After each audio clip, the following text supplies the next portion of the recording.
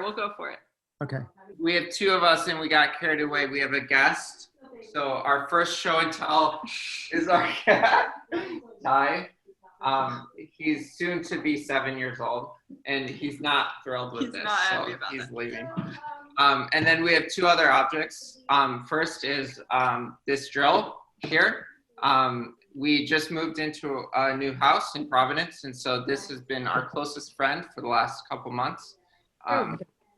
His name's Chemo. Chemo. Your cat's name is Ox? Ty. T-Y. Ty. Oh, I was going to say I had an ox named Cat, but it would have been a coincidence. Who is speaking? This is Ken. Oh, Ken, I don't see you on my screen. Hit the gallery view, Gene. On the last show and tell, I brought some of my wands that I had made at Killian's, and I finally figured out how to actually get them to do spell casting. So I thought I would show that. And my first demonstration is the magic of spell casting. Let me see if I can do this here. Here we are. C-A-S-T-I-N-G. That's 76 points. What does it spell? Casting. Gotcha. You will always win at Scrabble if you use your wand?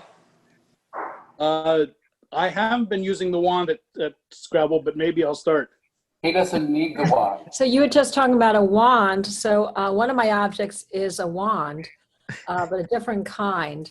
And I use this when I teach art because I try to tell people that to not be afraid.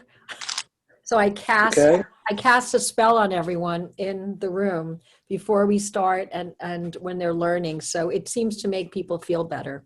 So I kind of do the Glinda sort of hypnotism thing. Right. So this looks also like a wand, okay? And it is a digital pen, which I'm using all the time because I teach online and I have to use like a whiteboard or something like that. And this is much easier to write on. But the other curious thing about this is it replaces your mouse. So you don't need a mouse if you have this. Oh, okay.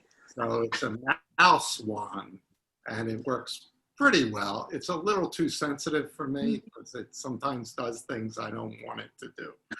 So it's like a real wand in Harry Potter in that it has a kind of life of its own. I'll go next because I also have a wand. This is my kayak paddle and I wave it. Oh, nice. I wave it around a lot. And it's one of my favorite things to do here in Florida. Us retirees have all kinds of hobbies, you know, and this is one of mine. I don't have much to say about it. I've been out a lot of places and enjoyed sometimes actually kayaking with manatees. And you can actually reach over and pet them, although it's not legal. They don't want you petting manatees because they don't want them to be desensitized to people and therefore, you know, approaching boats and people that might hurt them. But it is a lot of fun. Where's your best place to spot a manatee? Strangely enough, there are some mangroves not far from here. And mangoes. when you come through the mangoes, you come out into a waterway off of which there are inlets with houses built. They're like cul-de-sacs, you know, with your driveways coming out of the cul-de-sac. And they seem to congregate in this central area, I guess, where the water is warmer. Do you want us to go, Brian? Oh, sure. Okay.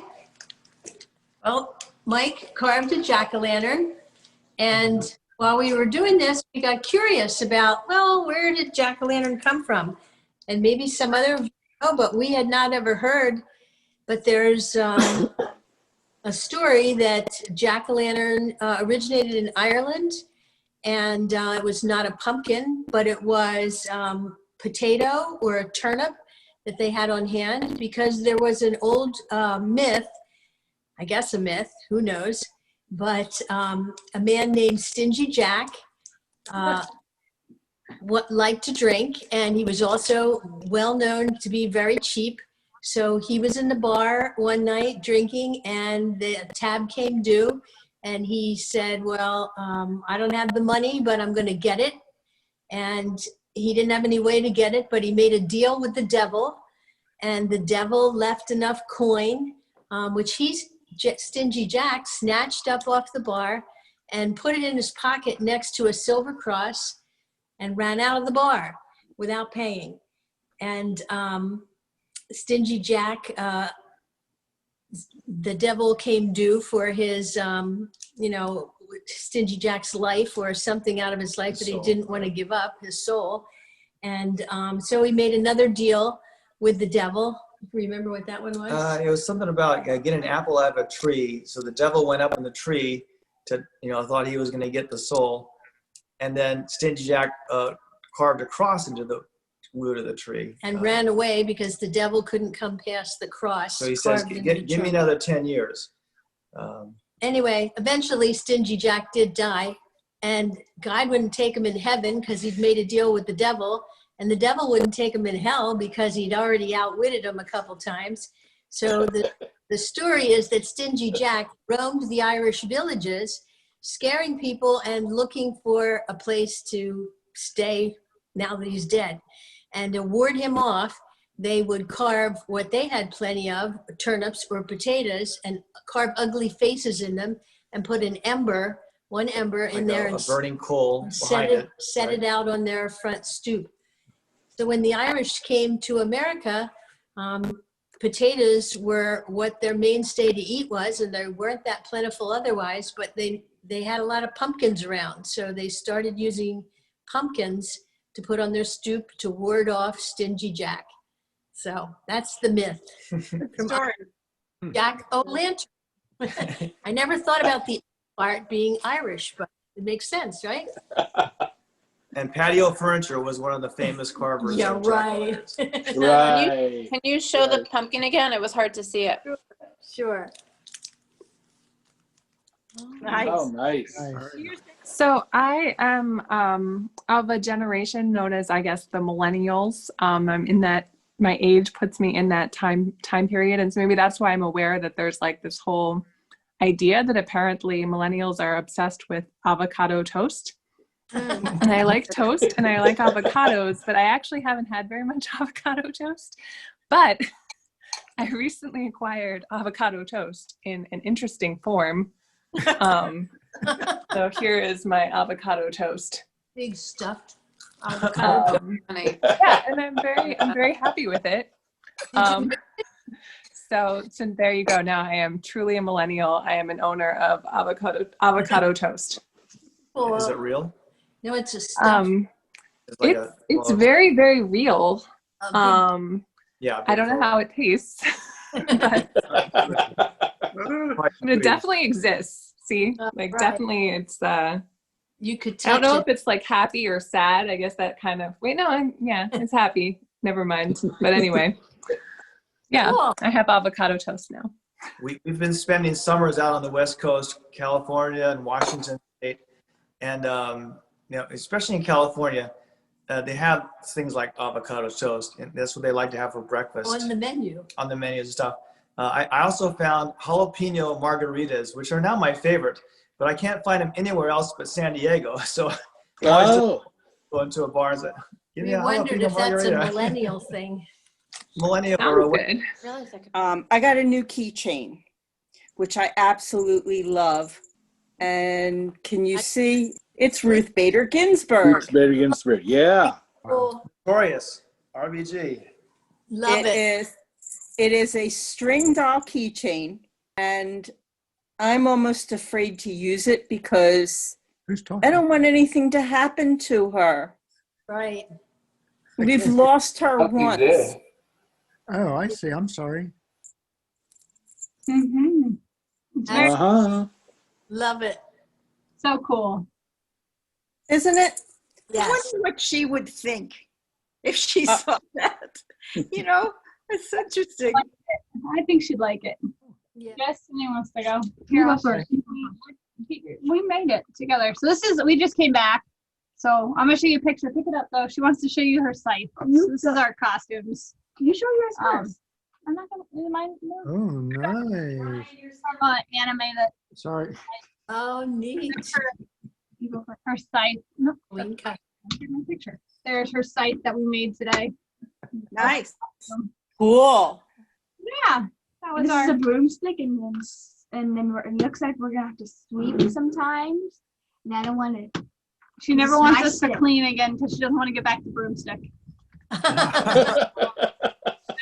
There's us who just got back from wandering around the neighborhood looking at decorations. Cool. Nice.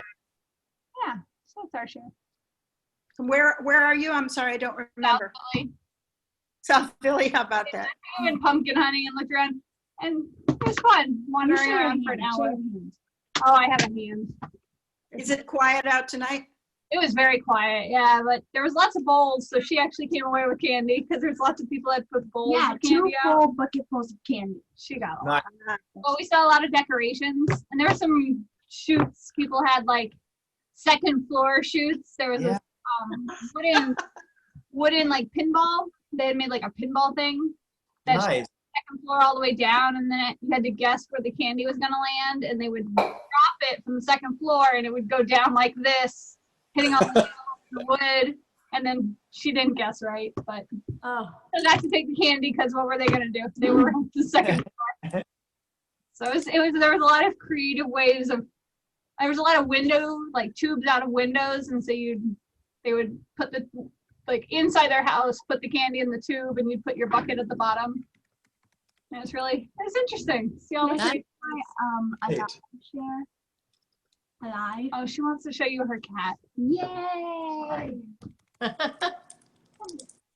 Yeah, you. And that's our cat who's not going to enjoy this. Right. There you go.